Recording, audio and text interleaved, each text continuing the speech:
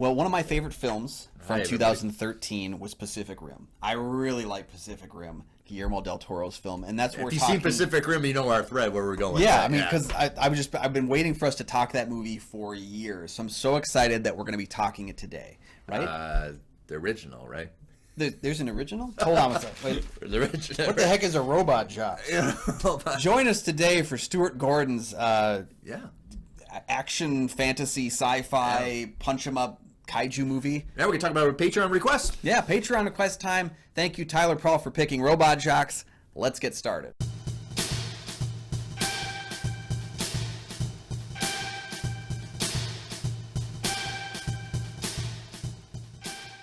Welcome back to the show, everyone. I'm one of your hosts, Kyle Goethe from GoatFilmReviews.com. Good catch. Hey, everybody, I'm Nick from the St. Paul Filmcast. Thanks for finding us. Thanks for watching. And for our loyal fans, thank you for continued support of the show.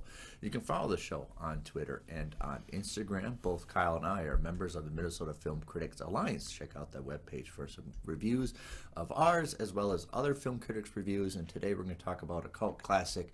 Gosh, I've never seen this. Is my first time seeing this movie. Me too. Yeah, so great pick for our Patreon. It's Robot Jocks. Yeah. In the far future, decades after nuclear war, two opposing world factions fight for control of the remaining land. It's always nuclear war. Of course. And what do they do with them? They use giant robot battles to decide the control. The old guard of Achilles and his team of robot jocks is coming to an end, and he must face the incoming recruits and ensure that they are ready to keep the fight going. So this reminds me of a quote of, I think it's assigned to Albert Einstein. He's like, I don't know what World War III is going to look like, but I know World War IV will be use rocks as weapons.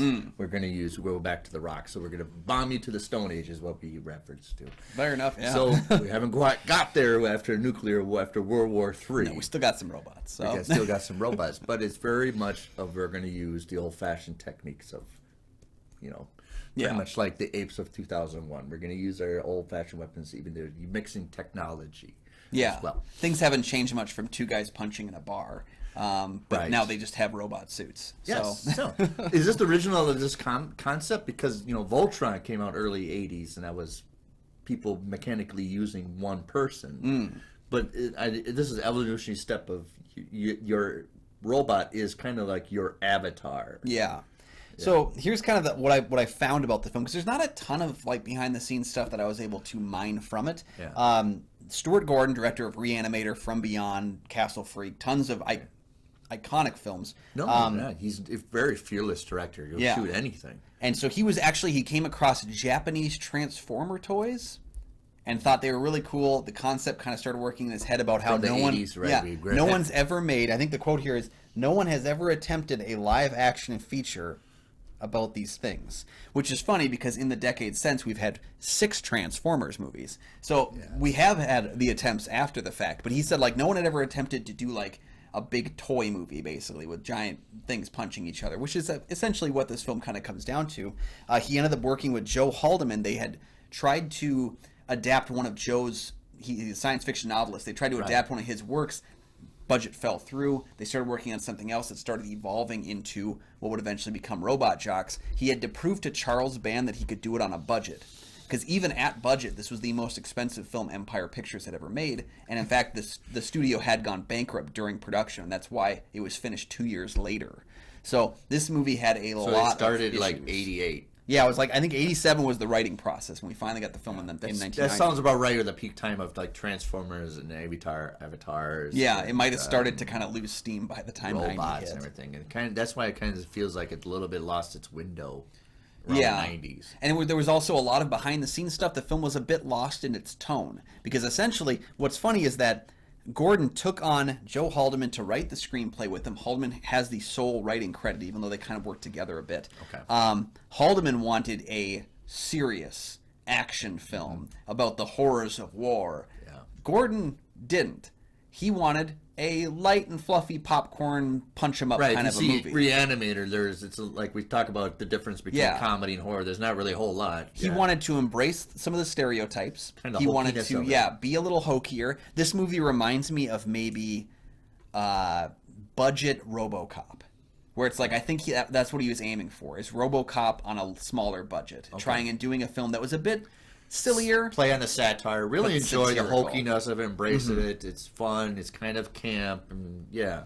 Yeah, so Gordon had once said in an interview, he said, Haldeman was trying to make an adult movie that kids can enjoy. I was trying to make a kids movie that adults can enjoy. Now that it clarifies for everyone, it makes a little more sense. Yep. I actually enjoyed it. Yeah, I did too. I actually enjoyed it. There's a lot of entertaining things about it. I understand the aesthetic to it. It's very simple, like simple lines and simple uniforms, but that doesn't take away from the aesthetic. It's a clean atmosphere compared to Outland.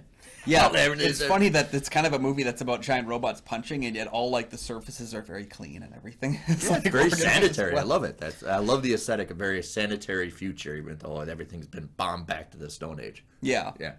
But overall, let's talk about because Joel, you brought up Joel Haldeman. I catch me, but his story Forever War. Go back. There's a comic book adaptation of that story. Very well. It's his accounts using sci-fi of him in the Vietnam War. Which was what they were originally trying to do, was like a 4-episode miniseries or something like that on the Forever War. So yeah, and Forever War kind of starts like Starship Troopers, where it's all about going to camp, going like Full Metal Jacket, of getting you go into camp, becoming a soldier, and then when you become a soldier, can you maintain your personality or your person going through the whole process of war? And that's why it's called Forever War. Even though the war is done, can you go back, or you still be a soldier forever? And that's the enticement. I think that's what he wants to do with this theme in this movie with Robot Jocks. Are you going to be forever a soldier, or can you turn it off and or you always want to be in competition? Yeah, because it seems like Gary Graham's character, Achilles, or as I call him, Budget Mick Jagger, tries to walk away after 10 fights, basically. Like, it's a little bit lost in the description there of what happens with 10 fights. It seems like he's got, like, I'm going to do 10 and then I can walk away because of maybe health concerns, or, like, I've done my 10, so now I can live as a citizen. I don't really know all the details about it, but he's trying to walk away, essentially. The new recruits come in and he sees that they're not ready for what's required. It's very Joel Haldeman kind of a story. Yeah, I can see the fingerprints of him in it. And he was critical too, because he also said this movie was about being a soldier in a lot of ways. And he said no one else in this crew was actually a soldier, and that's one of the things that kind of pissed him off about it too.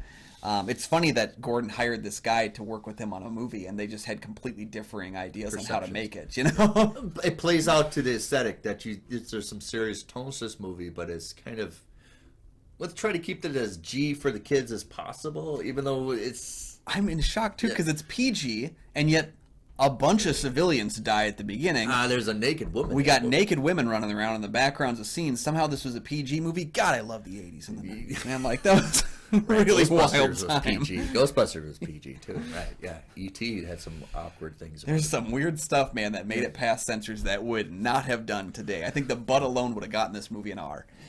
But it's one of those things that has a lot of stains to what we saw in the 80s. So very much battles, macho versus mano-a-mano kind of battles of high technology, but it were still kind of the basic formalities. I like that. It's almost like Sylvester Stallone taking on the world, almost like over the top, battle competitions and stuff like that. We were heavily bombarded with the 80s, but also uniforms that match. That we see a lot of the 80s. Everybody liked their uniforms. But I also, the aesthetic reminds me a lot of, are you too old for American Gladiator? No, I remember American Gladiator. Yeah. I remember summers when I was a teen and watching American Gladiators. It very much reminds me the aesthetic of American Gladiators. Everybody is in uniform. When you have competitions, one-on-ones, but a little more technology, a little more fun. Almost like you won't be surprised if shooting Nerf balls at each other. That's the thing I was going to say, was it almost feels like if someone had caught like a Nerf football and started running in the middle of Robot Jocks, no one would have been shocked. They'd have been like, yeah, he's trying to make it there. It's got the aesthetic of low budget trying to appear high budget, which is what American Gladiators really tried to do. But it's the enticement of it. I love the charm of that. But I do too, yeah. The overarching, Stuart Gordon's not afraid to use cliches, stereotype. He's kind of fearless in that way. Satirical senses, even though the over-top Western cowboy guy. Yeah, named Tex. Named Tex Conway. Holy crap. How heavy-handed do you want to get? Yeah. But then it's the twist and everything, but we still play a part that, even though the twist is in the movie, we don't care. But it's a major part of the movie. We don't really care. And that's kind of, I don't think you get this movie. You don't get Starship Troopers without getting this movie first. Yeah, because it feels like Starship Troopers took what worked in this movie and what worked in in RoboCop, and kind of melded things about like the satirical language that was there. I agree. Yeah. There's a lot of. You think you shouldn't. Are you taking this serious? Yeah. Right. Yeah. Yeah. There's abound these like weird things that take place inside this film. Oh. Yeah. So yeah, we've got like everybody kind of fits an archetype. Like I said, we got Kmart Mick Jagger in the lead. We have the rock and roll guy who's just quitting his but he career. He's fantastic. And if you want, they made the movie Alien Nation with James Caan, and they made it a TV show. It was a big hit in '88. And the TV show, Gary was he the human or was he the alien? He was the James Caan character. Okay, so he was the James Caan character, and I remember he was in Steel. The Shaq film. But he was great in Alien Nation, the TV show. He played really effective. But what I mean is you've got these archetypes that just kind of like pervaded the whole film. You know, Anne Marie Johnson is Athena, the up-and-comer, the one who's she's very clean cut. Even her hair like rides the same line as her facial structure. Whereas Achilles is kind of more scraggly looking and kind of very all around. Much. They look like they're almost how you draw comic books. Yeah, exactly, yeah. And it's funny that I think Graham and Johnson, I didn't really buy a lot of their chemistry in the film, and it turns out they clashed a lot outside of there because they would constantly talk politics, which is something you don't do when you're at work and you want to get along with your coworkers. Exactly.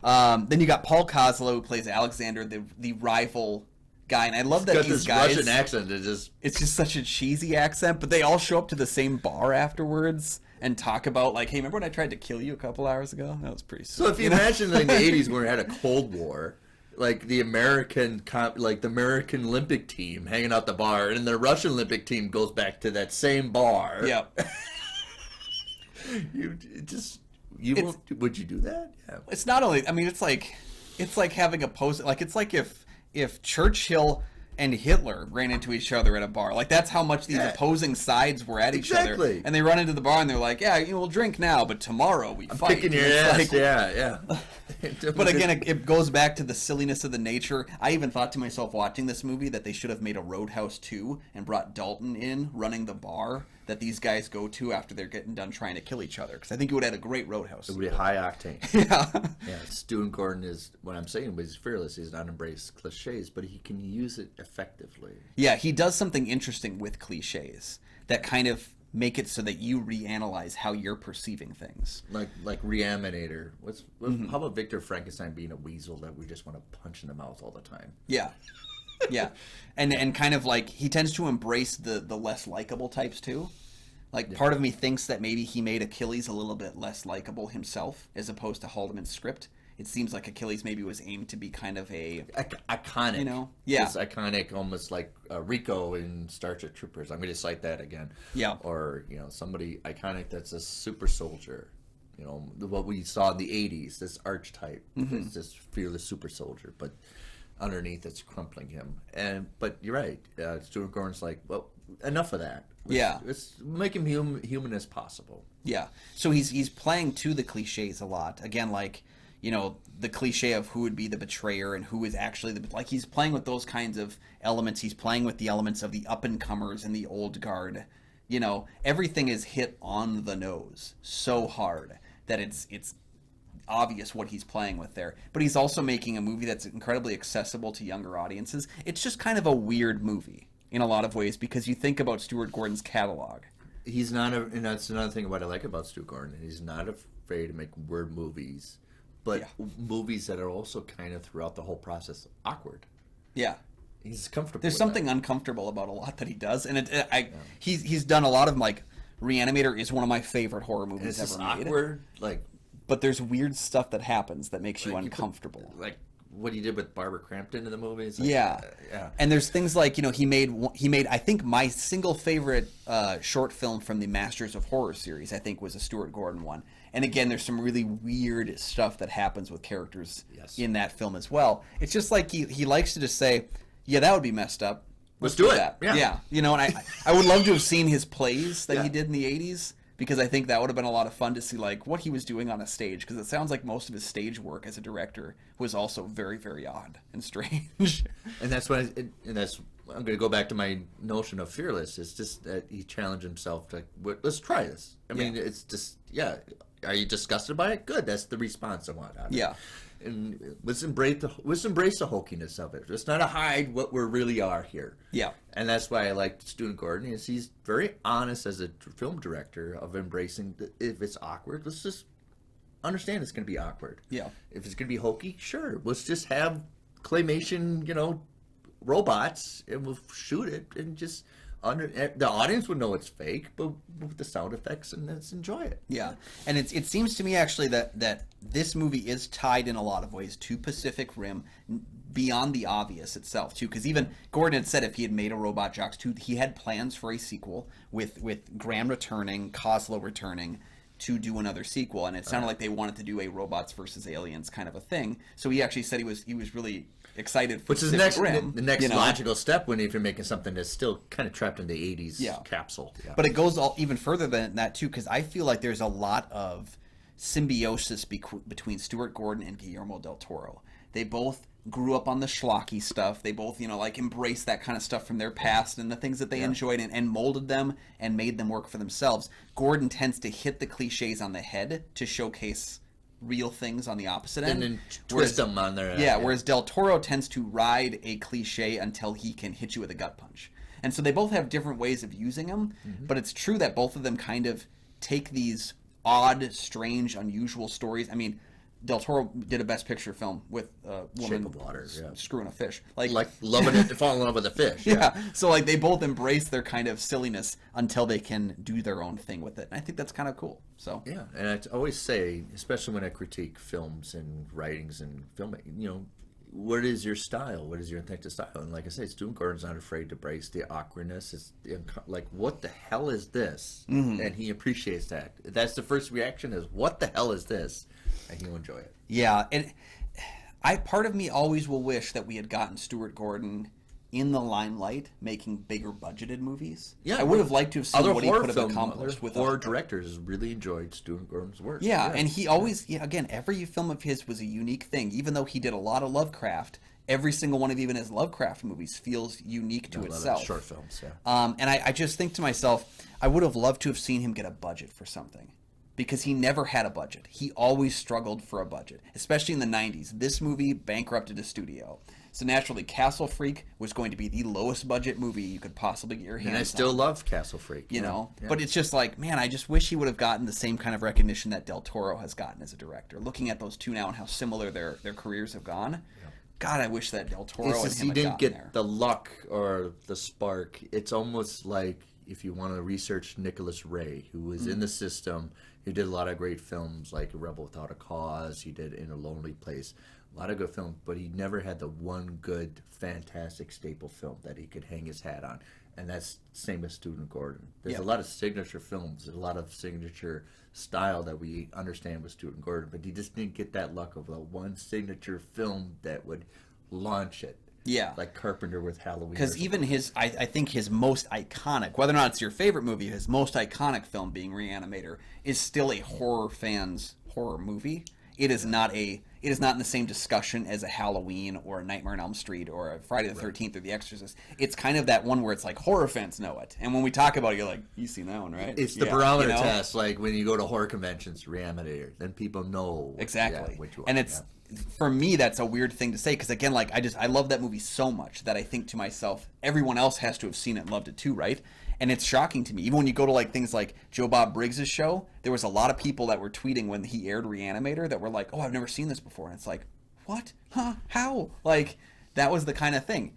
Gordon never really got to that Del Toro level, but I think he was worthy of it. And it kind of depresses me because I think a Robot Jox versus Pacific Rim movie would have been freaking awesome. So. Yeah. And he's absolutely fearless. And it's something that I think maybe Hollywood executives kind of cringe at, that he's willing to do anything. Yeah. I think that this is further proof that you can have all the skill in the world, but like you need to have people that will support you, which is what Charles Band did a lot for Stuart Gordon. He kept elevating Stuart Gordon and giving him a platform to make films. You need someone who will support you. You also need a good amount of luck. that you're making the right movie at the right time. Because this movie might have been even more popular in 87. 87 came out at the right time. But Pinnacle. 90? 90, you're kind of losing it. You're we're losing done, it. We're almost like, especially subconsciously, we're done with the 80s. Let's look for something new. Yeah. So, Robot Jox is a movie I enjoyed. I think I will say, unfortunately, maybe my least favorite of the 4 Stuart Gordon films I've seen. But even as my least favorite, I can still see a lot of good gem in there that I really enjoyed.